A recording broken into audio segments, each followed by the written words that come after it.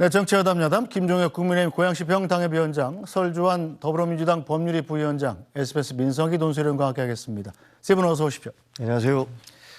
국민의힘 인요한 혁신위원장과 여당 중진들과의 힘겨루기가 계속되고 있습니다.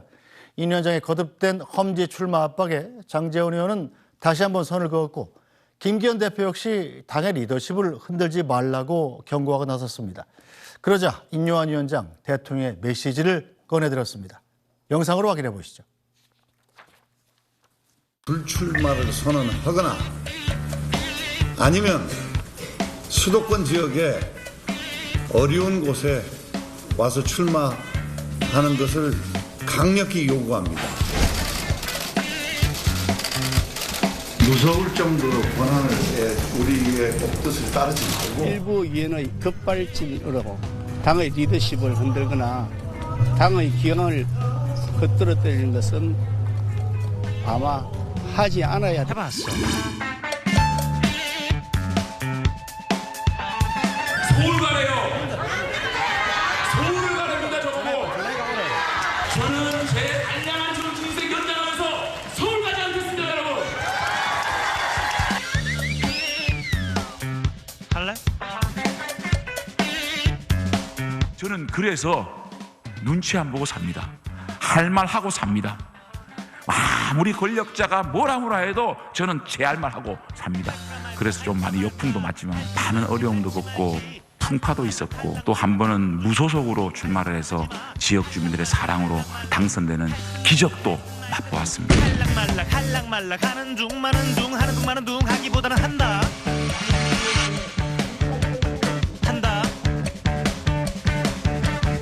대통령을 사실은 거침없는 얘기하려고 한 열흘 전에 제가 좀 여러 사람 통해서 뵙고 싶다고 그랬는데 네.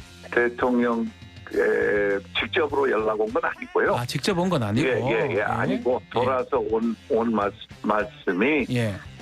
만남은 오해 소지가 너무 크다.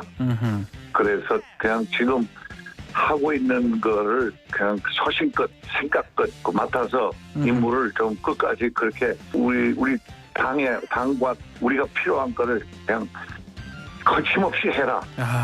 이런 신호가 와서요. 지적을 끝 지적하고 예.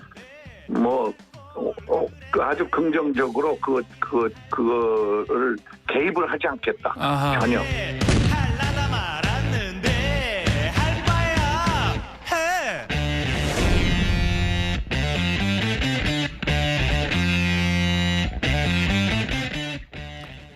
네, 이 질문은 김종혁 위원장께 먼저 드려야 되겠네요. 국민의힘 얘기니까요. 인요한 위원장, 중진들에 대한 압박이 먹히지 않으니까 결국은 이거 사실상 대통령 뜻이야. 이렇게 얘기한 것과 비슷한 거 아닙니까? 그런 것 같아요. 예. 그러니까 돌려서 얘기했지만 어쨌든 내가 하고 있는 것에 대해서 대통령도 뜻을 같이 한다. 그런 메시지를 간접적으로 전달한 것 같아요. 지금 사실 우리 당이 굉장히 심각한 상황입니다. 어떻게 보면 당 지도부나 윤핵관이라고 하는 분들은 그동안에 대통령 선거에서 승리하고 이후에 당을 실질적으로 운영해왔던 분들이시잖아요. 네. 장제원 의원 같은 경우는 윤핵관 중에서도 오히려 권성동 의원보다는 훨씬 더 영향력이 더 있는 게 아니냐. 그래서 사실상 2인자가 아니냐. 이런 얘기들 야당에서도 많이 비판을 하셨었고, 그리고 김기현 대표가 당선되는 데 있어서도 그때 기억나시는지 모르겠는데 김장연대라고 그래서 네. 이거 김기현 대표의 뒤에는 장제원 의원이 있는 게 아니냐 이런 얘기들이 많이 있었어요. 그리고 실질적으로 영향력을 많이 행사한 것을 부인할 수 없기 때문에 그런데 지금 용산에서 저런 얘기가 나오는 거 보면 그냥 추정해 보기에는 용산에서는 그동안 대통령이 취임하고 난 다음에 그동안 오랜 기간 동안 한 1년 6개월 기간 동안에 윤핵관이라는 분들이 했던 어드바이스, 그런 조언, 그리고 당에 대한 운영, 그리고 미래에 대한 비전 이런 것들이 좀 문제가 있지 않았나라고 생각을 하는 것 같아요. 그때는 이제 대통령도 정치 초보이기 때문에 많은 이야기를 들으셨을 거 아니에요. 근데 이거 제 추정입니다. 그냥 평론가로서의 제 추정인데 그런데 이번에 이제 낙타 위에 얹어진 지푸라기 하나라는 얘기 하잖아요. 네. 낙타가 짐이 가득 실렸는데 그러다 그 위에 뭐 아주 가벼운 거 하나 얹어놓으면 낙타 와르르 무너진다 하듯이 이번에 강서구청장 선거가 아마 그 낙타 위에 얹어진 그 지푸라기 하나가 된 게 아닌가.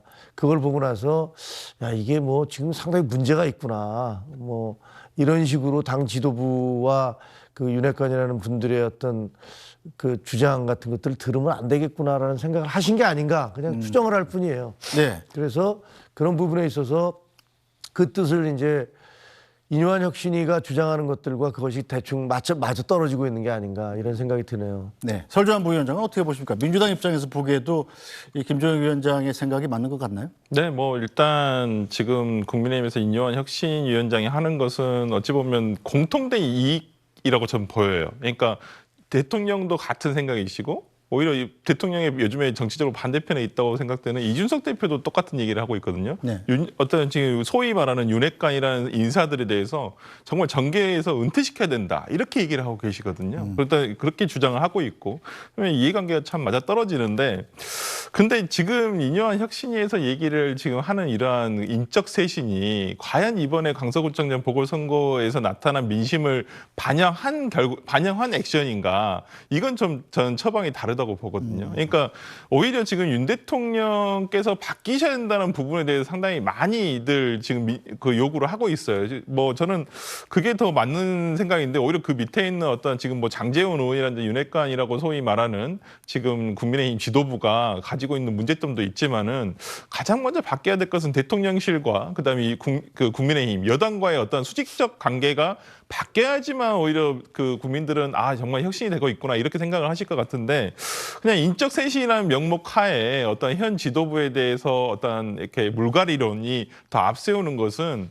글쎄요 명분은 뭐 있다 손 치더라도 거기에 어떤 지금 뭐 직접적 영향을 받는 김기현 대표라든지 뭐 장제원 의원 등의 반발을 어떻게 무마시킬 것인가 이건 대통령실뿐만 아니라 국민의당에서도 고민을 좀 해봐야 될 부분 아닌가 좀 이게 자칫 잘못하면 볼썽사납다라는 생각이 들 수도 있거든요. 이거 권력투쟁 아니야? 이렇게 느껴질 수도 있기 때문에 저는 그 부분에 대해서 좀 국민의힘에서도 고민을 좀 해봐야 될 부분이라고 봅니다. 네, 어쨌든 뭐 설 부위원장 그렇게 고민해야 될 부분이라고 말씀하시는데 대통령의 의지는 자 민석희 논설위원 대통령이 그럼 이참에 친윤계 실세들하고 좀 결별할 결심 혹은 독립할 결심 이런 걸 했다 이런 분석도 나오던데 어떻게 보이십니까? 뭐 대통령의 관심사는 다음 총선에 이기느냐 네. 뭐 이게 가장 관심사겠죠. 그런데 그 강서구청장 보궐선거를 계기로 지금과 같은 당 운영, 전국 운영을 가지고는 그 총선에 이기기 어렵다 이런 판단을 한 것으로 보이고요. 그러면 자연스럽게 그동안 조언했던 정무적으로 조언했던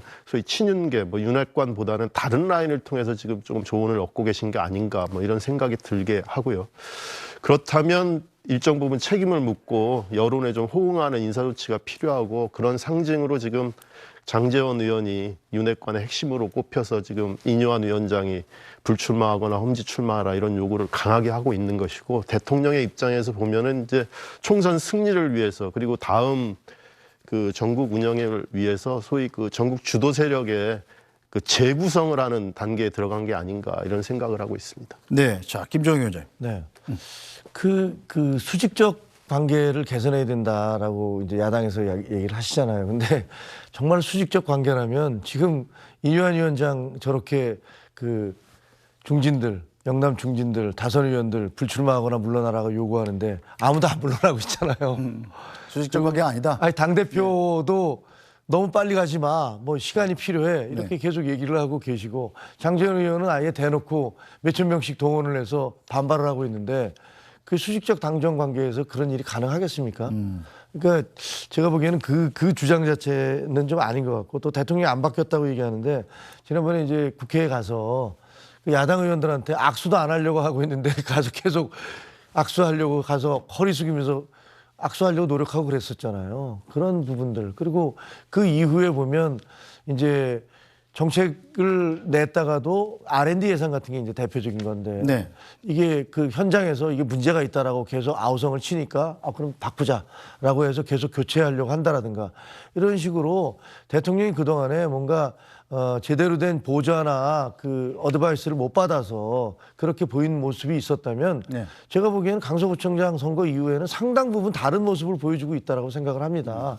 그래서 수직적 당정 관계나 대통령이 안 변했다라고 얘기하시는 것은 조금 받아들이기가 좀 어려운 그런 상황입니다. 네, 뭐 당과 수직적 관계가 아니라고 그러시니까 또 하나 여쭤보고 싶은 게 장제원 의원 같은 경우가 지금 이 인요한 위원장의 이른바 험지 출마나 불출마 요구에 대해서 교회에서 마이크 잡고 대놓고 얘기했잖아요. 맞아요. 누가 뭐라 해도 권력자 눈치 안 본다 이렇게 얘기를 했단 말입니다. 그런데 장제원 의원 같은 입장에서는 친윤 핵심 중에 핵심인데 권력자라면 딱 한 분밖에 없지 않습니까? 장제원 의원한테. 네. 그 실제로 수직적 관계가 아닌 건가요? 그러니까 조금 이제 당원들이 보기에는 좀 갑갑한 그런 상황입니다. 그 장제원 의원이 아무리 권력자가 뭐라고 해도 나는 말 안 듣는다. 뭐 난 내 뜻대로 하겠다. 네. 거기서 뭐 사람들이 전부 다 장제원 의원이 실질적인 이인자 아니야? 뭐 이런 얘기들 했었잖아요. 옛날에 뭐 노태우 대통령 때 박철원 의원이라든가 네. 김영삼 대통령 때 김현철 씨라든가 뭐 대개 보면 뭐 DJ 대통령 때는 뭐 권노갑 고문이라든가 뭐 이런 분들이 사실상 굉장히 박지원 뭐 이런 분들이 많은 영향력을 행사하고 그 자리가 뭐든 간에 사실상 그분들이 이인자 아니야? 이런 얘기들을 많이 했었어요. 그래서 그 장제원 의원에 대해서 그런 얘기를 하고 있는데 정작 그분이 나는 권력자 눈치 안 봐. 그러면 자기 위에 있는 사람은 하나밖에 없는데 그러면 대통령에게 대놓고 저렇게 얘기를 하는 것 같아서 좀 굉장히 놀랐어요. 그래서 대개의 경우는 대통령이 요구를 하면은 그 DJ 김대중 대통령 때는 그 동교동계가 이분이 대통령에 당선되면 저희는 임명직을 맡지 않겠습니다. 출마도 하지 않겠습니다. 이러면서 스스로를 던지면서 그 대통령을 만들어냈다고요. 그리고 대개의 경우 저런 일이 생기면 그 밑에 있는 이른바 충신이라고 했던 분들은 자기 스스로를 내던져서 대통령을 보호하려고 나서지 않겠어요? 근데 지금 우리 당에서 벌어지는 모습이 좀 그것과는 다른 식의 양상이 보여지고 있어서 사실은 당원들의 입장에서는 상당히 당황스럽고 놀랍고 이거 어떻게 해야 되지라는 그런 생각을 하는 것도 사실입니다. 장제원 의원 보면 뭐 당과 용산이 수직적 관계 아닌 것 같습니다. 지금 장제원 의원이 사실상 그 뒤에 또 한 말을 덧붙이지 않았습니까? 네. 무소속으로 출마해서 당선된 소중한 경험도 있다. 이렇게 네. 얘기를 했단 말이에요. 쉽게 얘기해서 이건 국민의힘에서 나한테 부산 사상에 공천 안 주면 나 그냥 무소속 나갈 거야. 이런 얘기 아니에요? 뭐 그러긴 한데 뭐 일각에서는 지금 대통령실에서 장제원 의원이 그래도 끝까지는 버티지 못할 것이다 이런 얘기도 뭐 나오고는 있다고 해요. 어떤 일각의 보도를 보면. 그러니까 저는 뭐 장제원 의원이 그래도 이제 아무래도 본인도 정치를 굉장히 오래 하지 않았습니까? 20년 가까이 지금 정치를 해오고 계신데 자기가 이쯤 됐었을 때 어떠한 스탠스를 취해야 되는지는 저는 충분히 알 거라고 생각합니다. 그러니까 개국 공신은 맞아요. 뭐 이 윤석열 정부를 여는 데 있어 특히나 안철수 의원과의 어떤 단일화 과정이라든지 이런 정말 막판 단일화를 이끌어내는데 혁혁한 공로를 세운 건 맞거든요. 이제 본인의 역할은 여기까지이고 저는 어찌 보면 이제는 의원을 할 게 아니라 오히려 뭐 본인이 뭐 지금 뭐 예상을 하는 뭐 부산시장이라든지 지자체장이라든지 저는 오히려 좀 잠깐 쉬시면서 오히려 그렇게 준비를 하시는 게 오히려 본인의 정치 생명을 더 오래 가는데 더 낫지 않을까. 지금 뭐 장제원 의원이 어디까지 어떤 그 어느 단계까지 정치적 목적을 가지고 계신지는 잘 모르겠습니다만은 저는 어찌 되었든 간에 이 정부에서 윤석열 정부에서 가장 핵심 중에 핵심이라고 지금 일컬어지고 다들 그렇게 평가를 했다라고 한다면 저는 이제는 한 발 물러서는 모습을 보여주실 필요도 있다고 봅니다. 그러니까 저도 결국에는 무소속 출마까지는 가지 않을 것이라고 생각이 들고요. 그러니까 어찌 보면 MB 정부에서 이제 장제원 의원이 MB계로 분류가 되지 않았습니까? 네. 저는 이재호 장관을 모습을 좀 봤으면 좋겠어요. 이재호 장관 그때 이명박 대통령이 취임하자마자 거의 외국에 가셨거든요. 네. 저는 오히려 장제원 의원이 아마 이재호 장관의 지금 뭐 민주화 거기 운동 뭐 본부 거기 가시는 이사장님의 어떤 충언을 한번 들으신 다음에 거치를 결정하시는 게 낫지 않을까. 결국 저도 대통령의 뜻을 거스르기는 힘들 것이다. 저는 뭐 장제원 의원이 뭐 지지자 앞에서는 충분히 그렇게 말씀하실 수 있다고 보는데 뭐 결과적으로는 뭐 대통령 뜻대로 되지 않으실까 싶습니다. 네. 자, 민석이 논설은 어떻게 보십니까? 지금 장제원 의원이 결과적으로는 끝내 가서는 대통령 뜻대로 하지 않을까라는 예측을 하셨습니다만 현재 나오는 반발만 가지고도 장제원 의원이 이렇게 정면으로 대놓고 거부하는 모양새가 바로 이 윤핵관 해체론에 불을 붙였다. 이런 분석이 나오거든요. 뭐 일단은 본인 입장에서는 장 의원 본인 입장에서는 내가 토사구팽 당하는 거 아니야? 뭐 이런 감정이 일 수가 있죠. 네. 그리고 본인이 또 뭐 지역구가 대단히 탄탄하기 때문에 과거에도 박근혜 정부 때 그 손수조라는 네. 아주 젊은 여성을 공천하면서 본인이 공천을 못 받아가지고 무소속으로 해서 당에 복귀한 적도 있죠. 그러니까 그렇죠.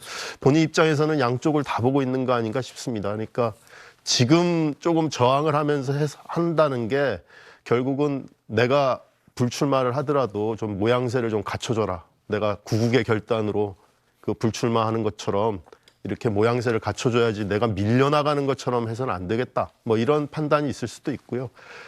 지역구가 탄탄하니까 그럼 내가 무소속으로 출마해서 지역 주민의 평가를 받아서 다시 당으로 복귀하겠다. 뭐 이런 생각을 할 수도 있을 것 같습니다. 근데 지금은 뭐 윤핵관에 거의 상징처럼 돼 있고 네. 인요한 위원장이 뭐 실명은 거의 거론하지 않았지만 거의 타켓으로 삼아가지고 좀 그 불출마를 얘기하고 있기 때문에 실명이 뭐 정보지에 돌기도 했었죠. 예. 지금 상황에서는 본인은 아마 당에서 공천받기는 대단히 어렵겠다 이런 판단을 하고 있는 게 아닌가 싶습니다. 네.